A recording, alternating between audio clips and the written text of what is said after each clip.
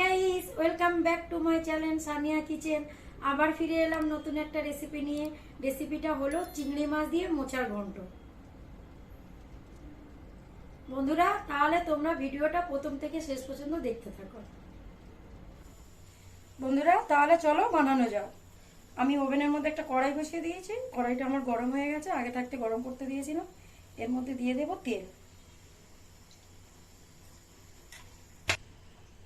বন্ধুরা, তোমরা দেখতে পাচ্ছ আমার তেল গরম হয়ে গেছে। এরপরে আমি আলুগুলো ভেজে নেব।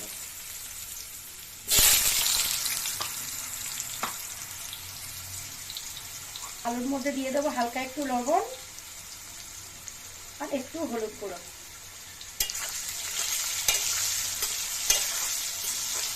দিয়ে এটাকে ভালো করে ভাজতে হবে।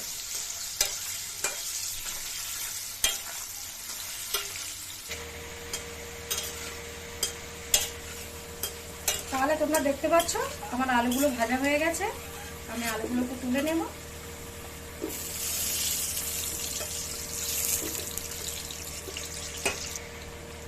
বন্ধুরা, এরপরে দিয়ে দেবো চিংড়ি মাছগুলো। আগে থাকতে লবণ হলুদ মাখিয়ে রেখেছিলাম। চিংড়ি মাছগুলো ভেজে নিচ্ছি।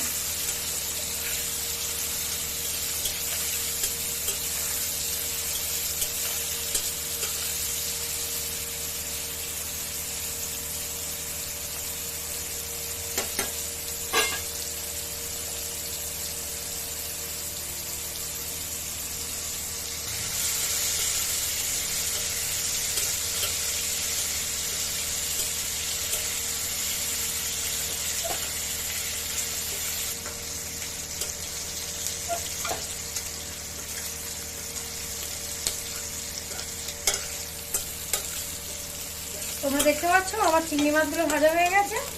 এরপর আমি চিংড়ি মাছগুলো তুলে নেব।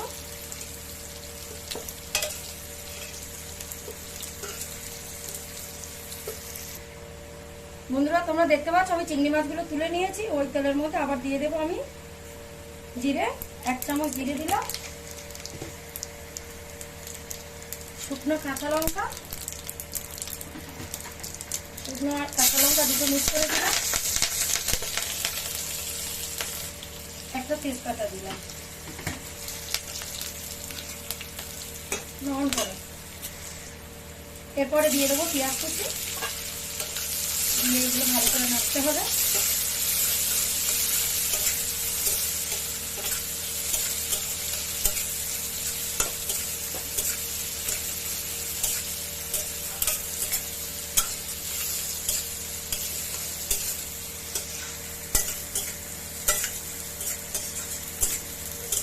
তোমরা দেখতে পাচ্ছ আমার পেঁয়াজগুলো লাল লাল হয়ে গেছে। এর মধ্যে দিয়ে দেবো টমেটো। হালকা একটু পানি দিয়ে দিলাম।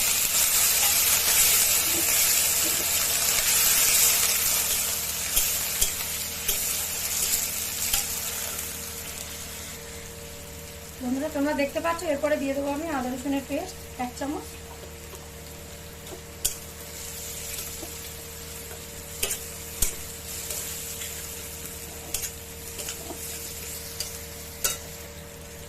লবণ 1 চামচ। হলুদ গুঁড়ো 1/2 চামচ। লঙ্কার গুঁড়ো 1/2 চামচ। দিয়ে মশলাটা না পুড়ে যাওয়ার জন্য একটু পানি দিয়ে দিলাম। এটাকে আবার কষতে হবে। 3-4 মিনিট কষতে হবে এটাকে।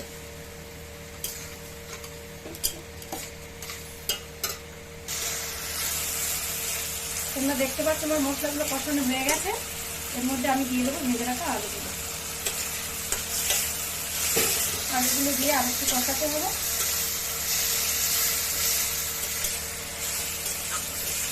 তোমরা দেখতে পাচ্ছ আলুগুলো দিয়ে কষা কষা মতো হয়ে গেছে। এর মধ্যে দিয়ে দেবো আমি 1/2 চামচ ধনে গুঁড়ো।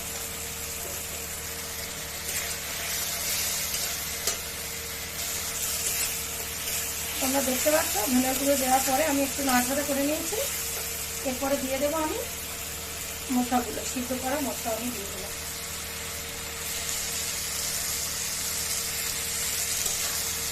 দিয়ে আবার নাড়তে থাকবে।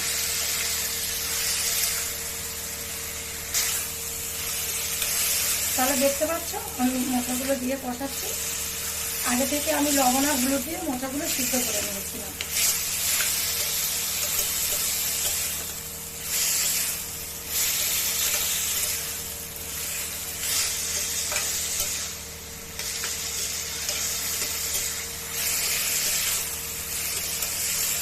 মোচাগুলো দিয়ে কষানোর পরে ওর মধ্যে দিয়ে দেবো আমি 1/2 চামচ চিনি।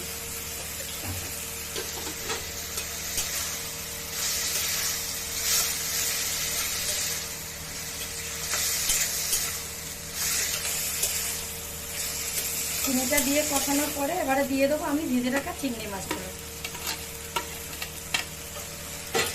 দিয়ে আবার ভালো করে নাড়াচাড়া করতে হবে।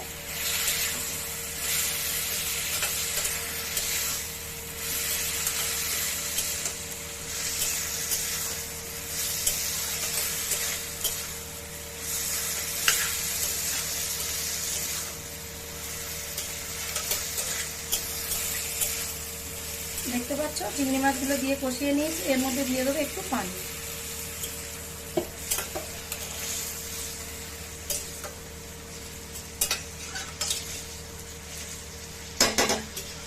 পানিটা দেওয়ার পরে আমি 10 মিনিটের জন্য ঢেকে দেবো। 10 মিনিট পরে আবার ফিরে আসবো।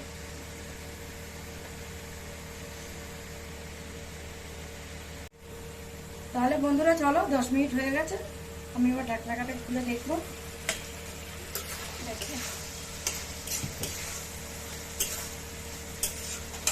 দেখতে পাচ্ছ আলুগুলো সিদ্ধ হয়ে গেছে।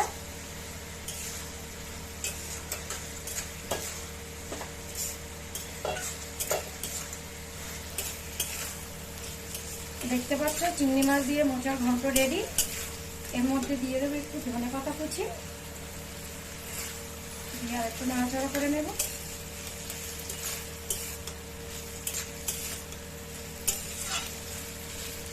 আমার মোচার ঘন্ট কার কেমন লাগলো অবশ্যই কমেন্ট করে আমাকে জানাবে।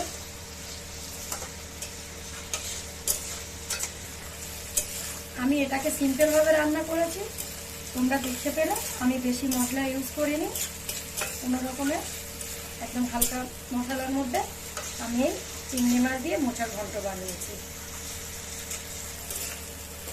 তাহলে বন্ধুরা তোমরা এরকম বানিয়ে ট্রাই করে দেখবে, অবশ্যই আমাকে কমেন্ট বক্সে লিখে জানাবে কার কেমন লাগলো আমার এটা।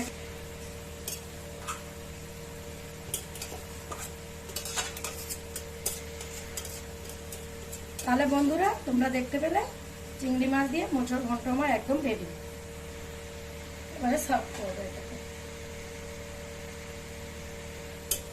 তাহলে বন্ধুরা দেখতে পেলে এটাকে আমি সার্ভ করে নিচ্ছি।